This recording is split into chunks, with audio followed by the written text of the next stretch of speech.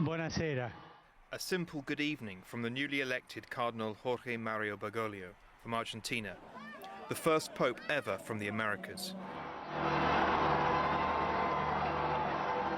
His choice of the name Francis, after the saint known for his poverty and love of nature, had never been used before by a pope, set the tone for a pontificate marked by attention to the poor and a simple way of life. This pope's home would no longer be the historic apartments, but a simple set of rooms in a guest house on the Vatican grounds. Elaborate papal robes and jewellery remained in the closet, as Francis wore only his white cassock, black orthopaedic shoes with a simple pectoral cross. And when he needed his glasses fixed, he hopped in a car and went himself to the optician in Rome. A down-to-earth style learned on the streets of Buenos Aires. The one-time nightclub bouncer took public transportation and always remained a fan of Argentina's San Lorenzo soccer team. His simple words, too, had a way of getting to the heart of divisive issues. If a person is gay and accepts the Lord and has goodwill, well, who am I to judge?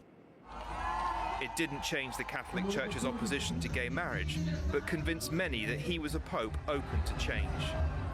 He was a champion of the environment, issuing an encyclical, the highest papal teaching document, to warn of the dangers of global warming and a throwaway consumer culture in the West that damages our climate and the livelihood of the poor. The misuse and destruction of the environment are also accompanied by a relentless process of exclusion. In effect, a selfish and boundless thirst for power and material prosperity leads both to the misuse of available natural resources and to the exclusion of the weak. He drove home the point travelling to the United States, home of gas-guzzling SUVs, in a tiny Fiat. Equally at home with the poor and powerful, on the lawn of the White House, he made a plea for immigrants. As the son of an immigrant family, I'm happy to be a guest in this country, which was largely built by such families. And at a time marked by a dramatic refugee crisis in Europe, Francis tirelessly called on governments and people to not close their eyes or their borders.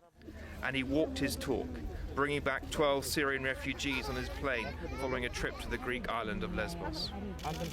In the difficult terrain of the Holy Land, Pope Francis prayed at the wall dividing Palestinian West Bank from Jerusalem and embraced his Jewish friends in front of the Wailing Wall.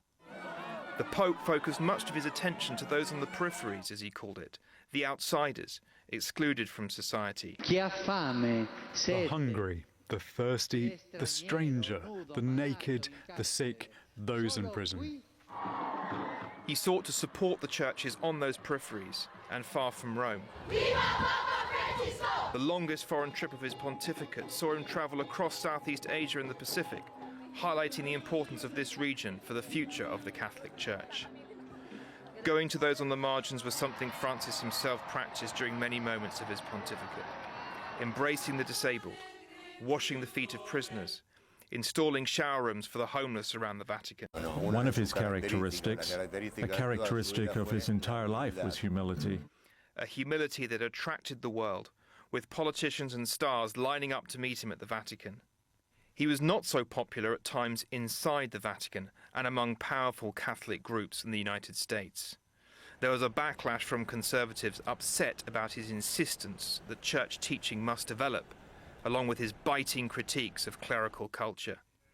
His financial reforms seeking greater transparency faced significant difficulties, and the scandal of sex abuse continuing to be the Catholic Church's biggest struggle. In the case of Chile, Francis admitted in a letter that he too was part of the problem when every bishop in the country offered to resign in the wake of sexual abuse scandals there. Also accused of being part of the problem by his ex-ambassador to the United States, who claimed he told Francis about sexual abuse allegations against former Washington, D.C. Cardinal Theodore McCarrick 5 years before, and Francis allowed him to continue serving. I will not say one more word on this. Francis eventually defrocked the US cardinal and held an unprecedented global meeting of bishops to address the issue. A Vatican investigation later called into question the claims made by the former ambassador, who was then barred from receiving communion and put into exile by the Church after he rejected the authority of the Pope and some key Catholic teachings. Nevertheless, questions remained about Francis's handling of the abuse crisis. There is no doubt that the child sexual abuse scandals are the central stain on his legacy. I mean, over and over again, Pope Francis said the right things. He met with victims. He expressed heartfelt sorrow. He expressed resolve to get this right. But, you know, most critics, many victims, would say that that wasn't matched with a policy follow-through. When the coronavirus pandemic hit in 2020, the image of the Pope blessing the world from an empty St. Peter's Square became a symbol for that desolate time. Francis urged nations to share their vaccines with poorer countries and vaccinated hundreds of homeless and underprivileged at the Vatican.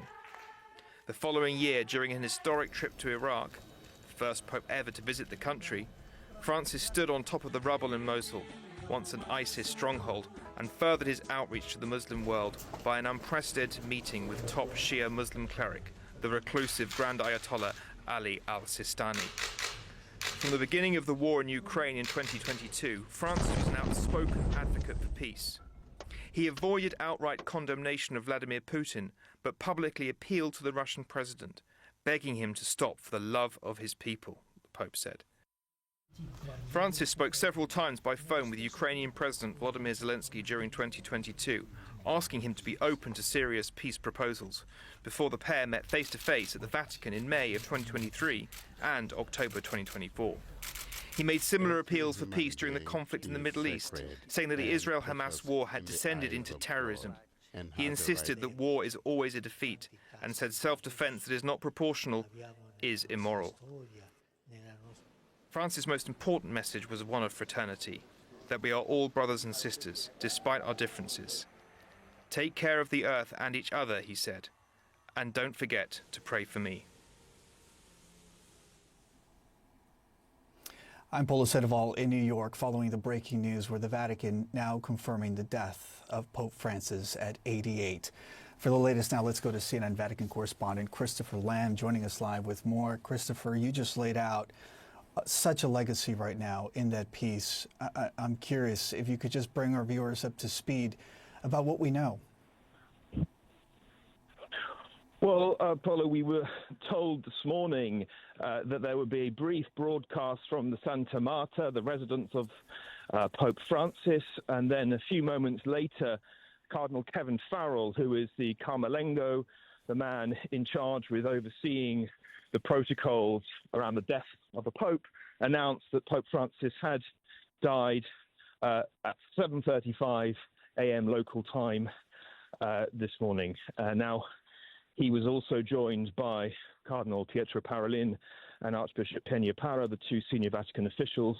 They made that announcement from the Santa Marta residence. Now, yesterday, Pope Francis was out in the crowds of St. Peter's, greeting people.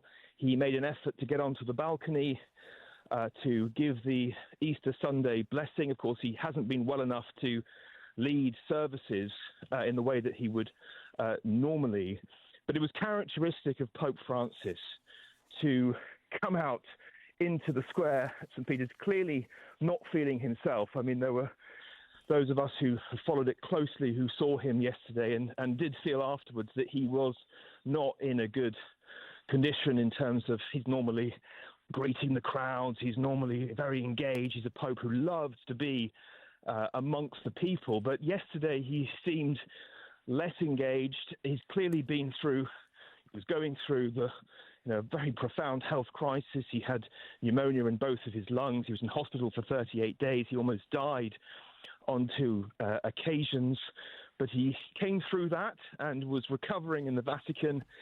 But obviously it was very difficult for him health-wise, and he showed, though, determination to keep going until the very end. There was speculation he might resign, but he never did that. He decided he would go on right until the end. I think that's also the ethic and person of Francis, is to serve right until the last moment. He was someone who gave himself totally to the role of Pope. He was a pope who wanted to be amongst the people to serve. He wanted the Catholic Church to do more, to go out to the margins of society, to serve migrants and refugees, the poorest. He said after his election, I want a poor church for the poor. And that was the kind of, that was his kind of manifesto from the very beginning, that he wanted a church that was willing to go out and pitch its tent amongst the most suffering of people, the people who were suffering the most. He wanted a church amongst the people, and a church focused on service and humility.